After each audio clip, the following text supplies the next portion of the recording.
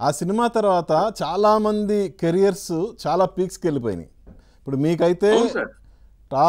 All top stars అందరితో సినిమాలు విలన్గా, అవునండి, అందరితో చేశాను సార్ నేను. అవును అటు సార్. విజయశాంతి బాలకృష్ణ యా గారితో, అవునండి, ఇటు చిరంజీవి విజయశాంతి గారితో గారికి ఏమో అందరితో చేశాను సార్. మొత్తం లేడీ ఓరియంటెడ్ సినిమాలు, ఒక విధంగా లేడీ సూపర్ స్టార్ రేంజ్కి వెళ్ళిపోయింది ఆవిడ.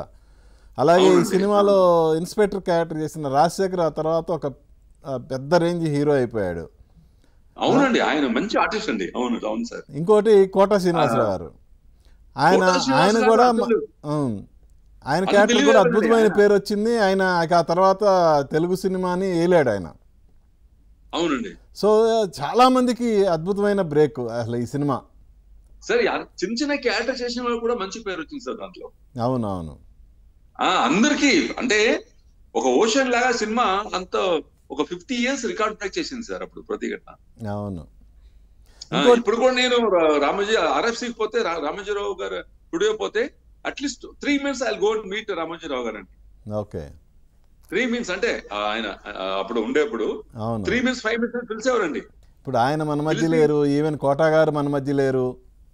కోటా లేరండి ఈ రోజు, నిజంగా మనం సుత్తిల బాబే లేరు, రామోజీరావు గారు, తర్వాత టి కృష్ణ గారు అప్పుడే వెళ్ళిపోయారు మమ్మల్ని వదిలేసి. రియల్ మిస్సింగ్ అండి. మళ్ళీ అట్లూరు రామారావు గారు. So this is all what happened అంటే ఒక మిరాకల్ లాగా, ఒక డ్రీమ్ లాగా, ఏదో ఒక సినిమా లాగా జరిగిపోయింది సార్ 40 years. ఇప్పుడు కూడా అది అనుకుంటే తర్వాత సేమ్ ప్రతిఘటన హిందీలో చేద్దాం ప్రతిఘాత్ అని రాష్ట్రీయ మూవీస్ వాళ్ళు అడిగారండి రామోజీరావు గారిని.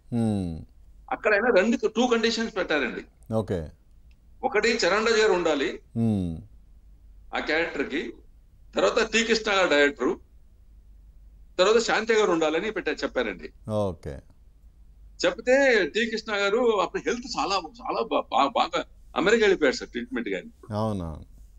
అప్పుడు టి కృష్ణ గారు చెప్పేసి వెళ్ళండి, ఎన్ చంద్ర అని ఒకడు ఉన్నాడు, చాలా బాగుంటాడు, వాడిని చేయించండి అని చెప్పేసి. ఓకే. ఎన్ చంద్ర ఏంటంటే నాకు నానా పాటేకర్తో నా క్యారెక్టర్ చేయించాలని ఆయన ఇదండి.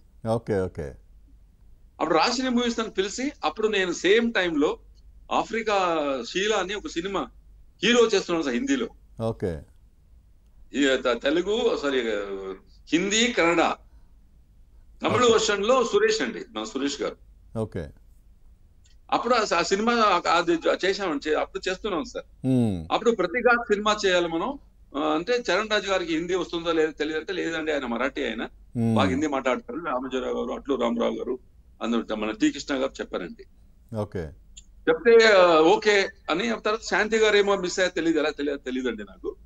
తర్వాత అక్కడ సుజాత మెహతా అని ఒక అబ్బాయి వచ్చిందండి, అది మనం చేసాం ఆ సినిమా. ఆ సినిమా చేసేప్పుడు ఫస్ట్ డే ఓపెనింగ్ అండి, రామోజీరావు గారు అందరూ ఉన్నారండి సినిమా ఓపెనింగ్. అప్పుడే నాకు పెళ్లి అయింది సార్ 86-87 లో. ఆ సినిమా కెమెరా ఆన్ చేసింది నా వైఫ్ అండి. అదే చెప్పింది ఇప్పుడు వైఫ్, నా భార్య కెమెరా ఆన్ చేయాలి. రామోజీరావు గారు పిలిపించి, ఆ పాపను పిలిచి అమ్మా నువ్వు ఆన్ చేయమా కెమెరా. ఓకే. అసలు ఏం తెలియదండి, పూనా అండి మా వైఫ్ ఫ్రమ్ పూణే.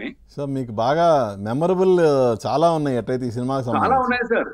ఆ కెమెరా ఆన్ చేసి నాకు భయంగా ఉంది సార్, ఏంటిది మా వైఫ్ తో చేతో కెమెరా ఆన్ చేపిస్తున్నారు, ఎందుకంటే సెంటిమెంట్స్ చాలా ఉంటాయి కదా సార్. అవును. సో తర్వాత ఆ సినిమా చూస్తే అక్కడ 25 weeks అండి ప్రతిఘాత్. అవునవును. సో ఇదన్నీ ఇదంతా ఎప్పుడు మనం మర్చిపోలేము సార్, మర్చిపోలేము.